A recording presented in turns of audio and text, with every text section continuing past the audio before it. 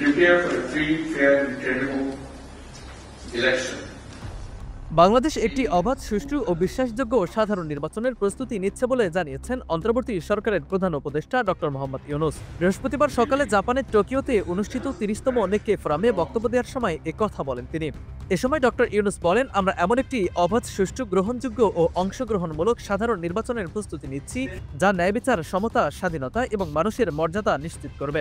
এর মাধ্যমে গণতন্ত্রে একটি শান্তিপূর্ণ ও কার্যকর রূপান্তর ঘটবে। বর্তমান অস্থির বৈশ্বিক প্রেক্ষাপটে জনগণের ক্ষমতায়ন এবং তৃণমূল পর্যায়ের নেতৃত্ব আগের যে কোনো সময়ের চেয়ে অনেক বেশি গুরুত্ব পেয়েছে।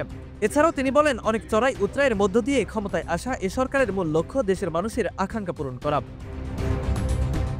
রোহিঙ্গা সংকটে বাংলাদেশের মানবিক ভূমিকা এবং জাতিসংঘ শান্তিরক্ষায় সক্রিয় অংশগ্রহণের কথাও তুলে ধরে প্রধান উপদেষ্টা আরও বলেন, আমরা ভবিষ্যতের দিকে তাকিয়ে আছি। আমি বিশ্বাস করি এশিয়ার দেশগুলো অভিন্ন চ্যালেঞ্জ মোকাবেলা এবং সমৃদ্ধির জন্য নতুন সুযোগ উন্মোচন আরও ঘনিষ্ঠভাবে একসঙ্গে কাজ করতে পারে।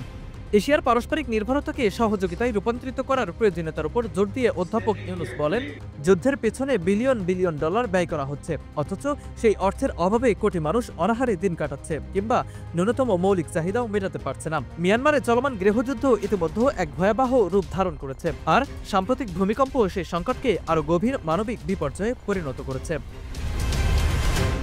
এর আগে সম্মেলনে যোগ দিতে বুধবার স্থানীয় সময় দুপুর 2টা 5 মিনিটে জাপানে পৌঁছান অধ্যাপক ডক্টর ইউনূস। জাপানে নিযুক্ত বাংলাদেশি রাষ্ট্রদূত দাউদ আলী টোকিও বিমানবন্দরে তাকে স্বাগত জানান।